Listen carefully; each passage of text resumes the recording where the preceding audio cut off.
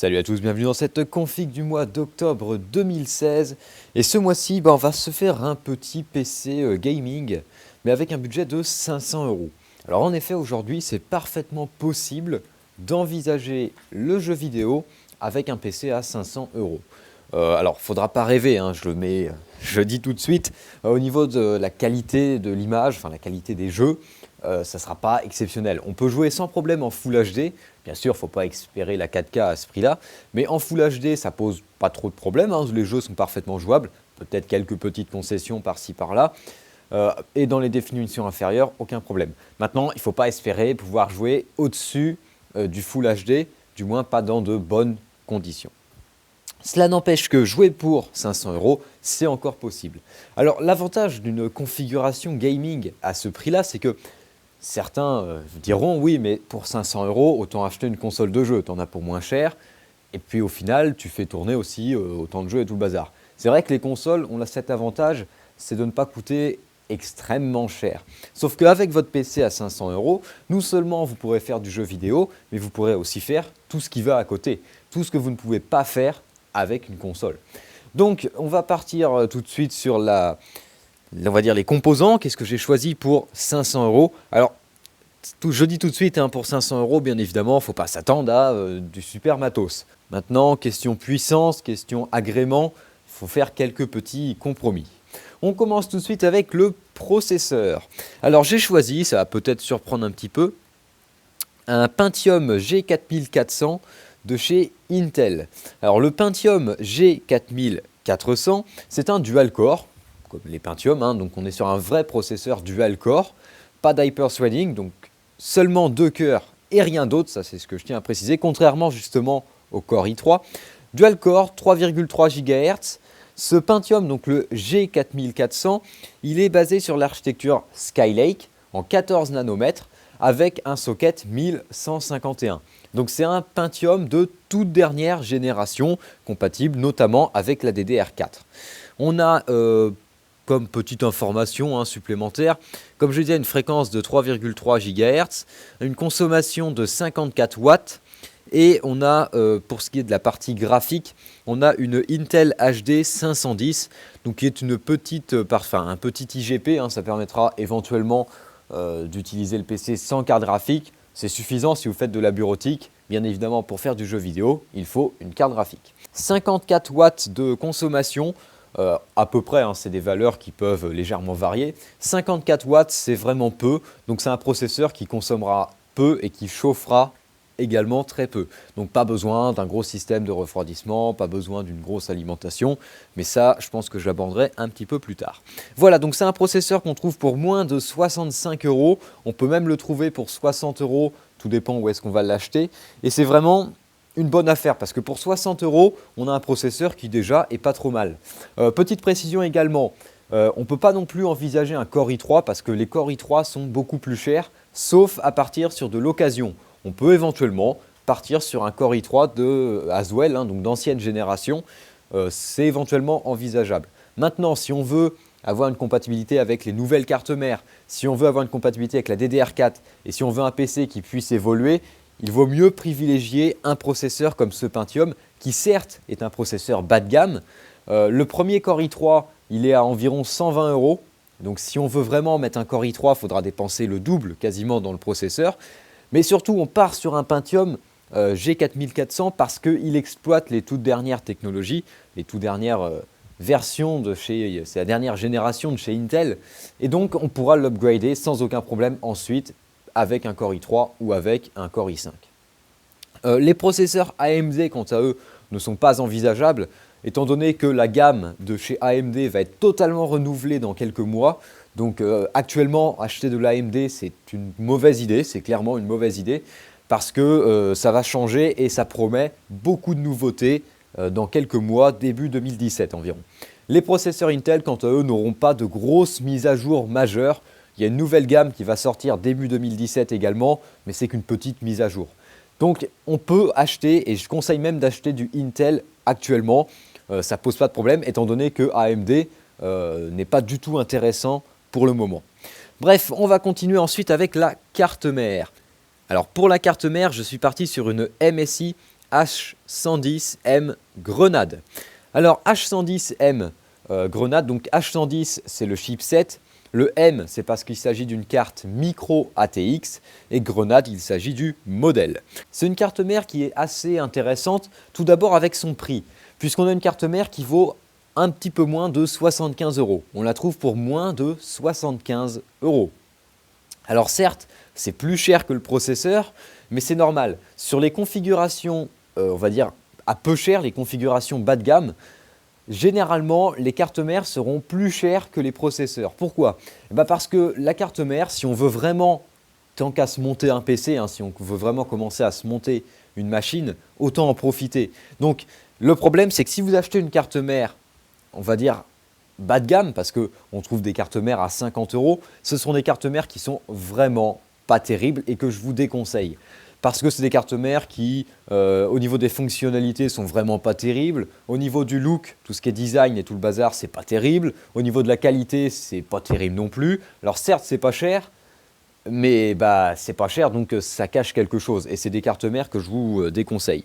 Ici, on est sur une carte mère qui est un petit peu plus haut de gamme, donc il y aura la possibilité d'évoluer. Cette carte mère peut accueillir sans aucun problème un Core i3 et même un Core i5. Alors on n'a pas l'overclocking, on n'a pas toutes les options du chipset Z170, qui est le chipset le plus haut de gamme, mais c'est une carte mère, vous pourrez lui mettre un i5 6500 ou 6600, ça ne posera pas de problème et vous aurez des performances qui seront déjà très très bonnes.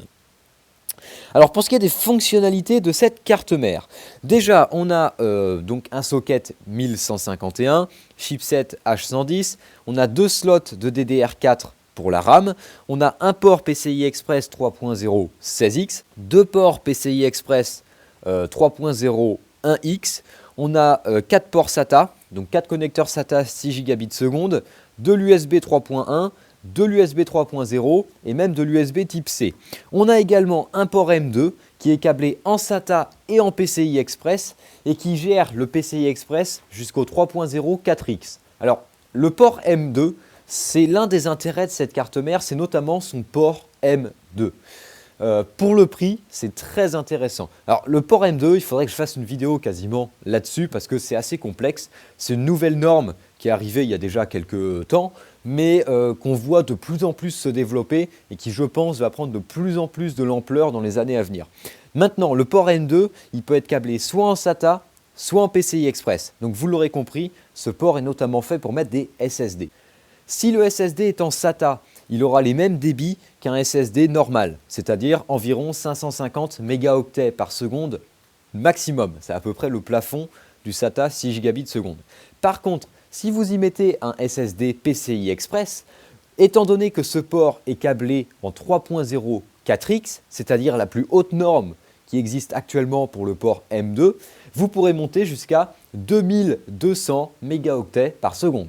C'est une carte mère qui est très intéressante parce que le fait d'avoir un port M2 câblé en PCI Express 3.0 4X, c'est normalement quelque chose que l'on trouve sur des cartes mères beaucoup plus haut de gamme.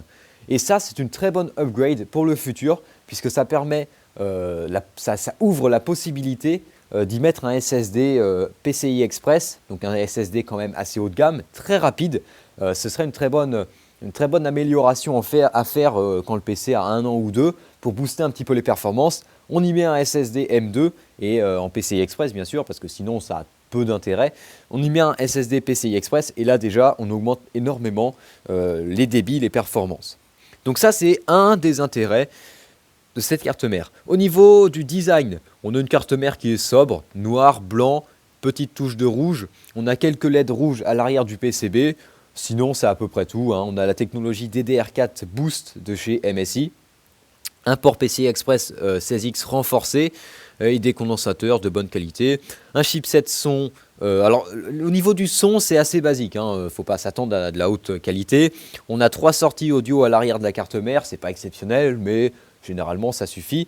Et on a une carte réseau, bien sûr, qui supporte le gigabit Ethernet. Voilà pour la carte mère. Donc, je trouve que pour 75 €, c'est une carte mère qui offre des prestations tout à fait correctes. Et puis surtout, voilà, l'intérêt de prendre une carte mère, on va dire relativement chère par rapport au processeur, c'est de ne pas être bloqué à l'avenir. C'est-à-dire ne pas avoir une carte mère qui va être bloquée parce que, bah oui, mais si on veut y mettre un Core i5, ça consomme trop, la carte mère ne pourra pas suivre. Ou parce que la carte mère, bah, au niveau des fonctionnalités, c'est vraiment pas terrible. Mais prendre une carte mère qui soit plus chère que le processeur, sur des configurations comme ça à 500 euros, c'est pas forcément complètement inutile. On continue ensuite avec la mémoire. Et je suis parti sur une barrette de RAM, une seule barrette de RAM. Pourquoi une seule? Pour laisser de la place éventuellement pour une prochaine amélioration du PC.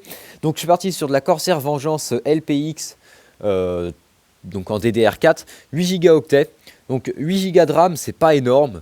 Maintenant, ça suffit, hein, la configuration. Si on veut vraiment un PC à 500 euros, on ne peut pas non plus se permettre de mettre beaucoup plus. 8 Go de RAM, aujourd'hui, ça suffit à peu près pour tout. Évidemment, il ne faudra pas espérer laisser plein d'onglets Internet ouverts, puis lancer un jeu, puis lancer plein de trucs. Bon, il faudra éventuellement penser à fermer des trucs si on ne veut pas remplir la RAM. Maintenant, Windows gère assez bien la RAM, même si je sais qu'il y a des problèmes de gestion de la RAM. Généralement, 8 Go déjà à saturer. Il faut vraiment avoir des utilisations un petit peu particulières. On est sur de la DDR4 2400 MHz, Calatency 16 pour environ 50 euros. Alors oui, j'ai pris de la Corsair Vengeance comme ça peut paraître un petit peu bizarre. Mais le problème, c'est qu'il n'y a pas beaucoup moins cher en fait. Pour trouver moins cher avec une seule barrette, on économise que 2 euros. Donc autant mettre 2 euros de plus et puis avoir de la Corsair Vengeance avec un petit dissipateur coloré, ça donne toujours un petit peu de vie au PC, on va dire ça comme ça. On continue ensuite avec la carte graphique. Et je suis parti, alors la carte graphique, élément très crucial dans ce PC, je suis parti sur une Saphir Nitro, donc avec le système de refroidissement Nitro, et c'est une Radeon RX 460 4 Go de GDDR5. Alors la RX 460, c'est une carte graphique qui est tout à fait correcte. Les performances ne sont pas exceptionnelles, hein, c'est de l'entrée de gamme bien évidemment, puisque pour le prix on est à environ 150-155 euros. Donc on est sur de l'entrée de gamme. Maintenant ça suffit pour jouer en Full HD. Alors il faudra parfois faire des concessions, on ne pourra pas faire tourner tous les jeux en Full HD avec tout à fond, hein. Il faudra penser à rabaisser un petit peu les graphismes de temps en temps, mais pour la plupart des jeux, si vous ne voulez pas une qualité optimale, ça sera suffisant. On a 4 Go GDDR5, donc pareil, hein, avec la puissance de la carte, c'est correct. Rien ne sert d'avoir plus. De toute façon, il n'y a pas de RX 460 avec plus que 4 Go. Par contre, faites attention, il existe des RX 460 avec 2 Go GDDR5. Mais je pense, à mon avis, que 2 Go GDDR5 sur une RX 460, ça peut être bridant. Si ça ne vous bride pas maintenant, ça vous bridera dans quelques mois, dans quelques années avec les nouveaux titres. Donc autant prendre 4 Go GDDR5 tout de suite, comme ça au moins ça met, on va dire, à l'abri du besoin. Ici on a une version Saphir avec le système de refroidissement Nitro. Alors ce n'est pas la meilleure des RX 460. Maintenant son rapport, on va dire, performance-prix est très intéressant. Et puis les Nitro, on va dire, sur la gamme des Radeon, ça se vend très bien, hein. C'est des cartes qui se vendent très bien. Et donc les retours des clients sont assez positif.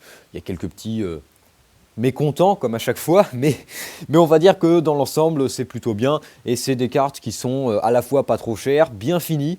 Saphir s'est amélioré sur ces points-là, bien fini. La fiabilité, c'est pas top, mais on va dire que Saphir a bien progressé là-dessus parce qu'il y avait une période où c'était pas terrible chez eux. Ça a bien progressé maintenant et donc je pense que voilà, une Saphir Nitro Radeon RX 460, c'est, on va dire, ce qui est quasiment de mieux comme carte graphique pour une machine à 500 euros, bien sûr. Pour ce qui est un petit peu des détails du GPU, alors bon, pas grand chose à préciser, on a bien sûr une compatibilité DirectX 12. La carte peut gérer sans aucun problème de la 4K. Alors attention, il faut bien différencier le fait que la carte peut sortir de l'image en 4K et jouer en 4K.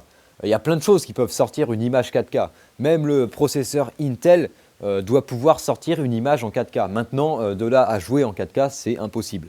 Mais si vous voulez brancher ce PC sur votre télé, ça pose aucun problème. Si vous avez une télévision 4K par exemple, ça peut être une bonne idée d'y mettre un PC à 500 euros en dessous et puis de ne pas jouer en 4K, de jouer en Full HD, mais au moins vous pouvez quand même afficher des choses en 4K. Par exemple, le bureau Windows, vous pouvez en profiter en 4K. L'intérêt est limité, mais c'est toujours ça. On va dire ça comme ça. Oui, alors pour les fréquences, hein, si vous les voulez, on est à 1090 MHz de base et 1210 MHz turbo, PCI Express 3.0 16X. 4 Go GDDR5 sur un bus de 128 bits qui tourne à 1750 MHz. Compatibilité Crossfire.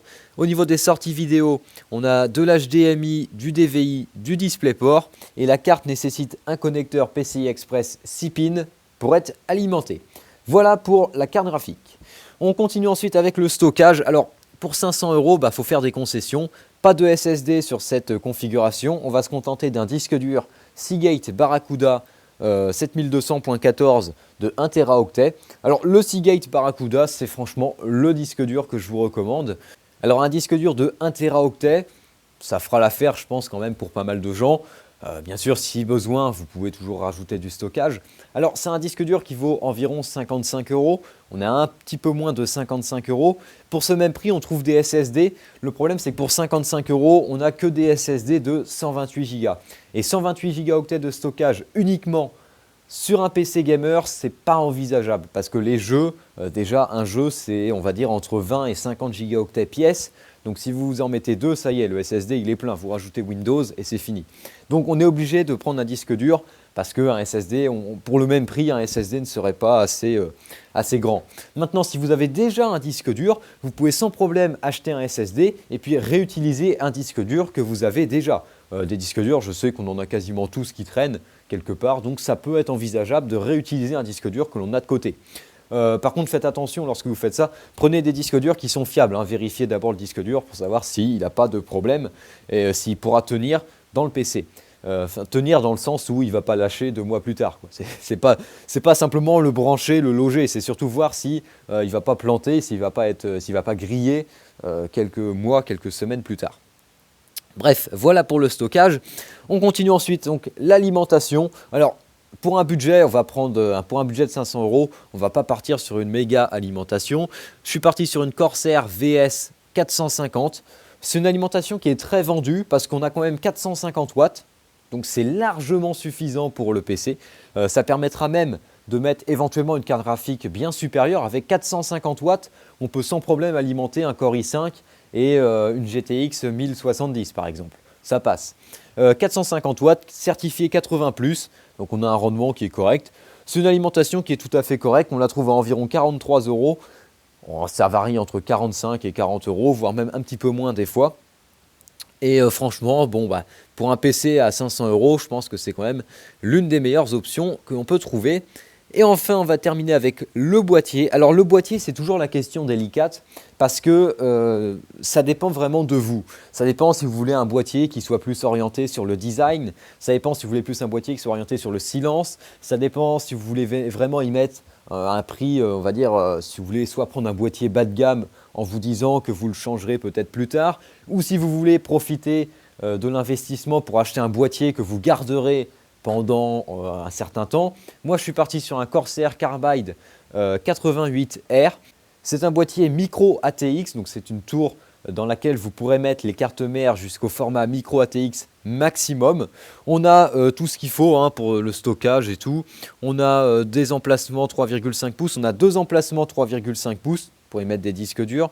On a des emplacements 2,5 pouces pour les SSD. On a une baie 5,25 pour un lecteur CD éventuellement, enfin lecteur DVD, CD, tout le bazar. 4 slots d'extension pour carte graphique et carte d'extension en tout genre. On a un emplacement ATX pour l'alimentation. Le câblage qui peut passer par le fond de la carte mère. Donc c'est un bon boîtier. On a même une vitre latérale qui permettra d'admirer notre beau PC ainsi que des filtres à poussière notamment sous l'alimentation. Donc c'est un boîtier qui vaut environ 55 €. C'est sûr, ça peut paraître un petit peu cher, c'est presque un dixième du budget, enfin c'est même un dixième du budget. Maintenant, le boîtier, je considère que ce n'est pas quelque chose qu'on met à jour souvent.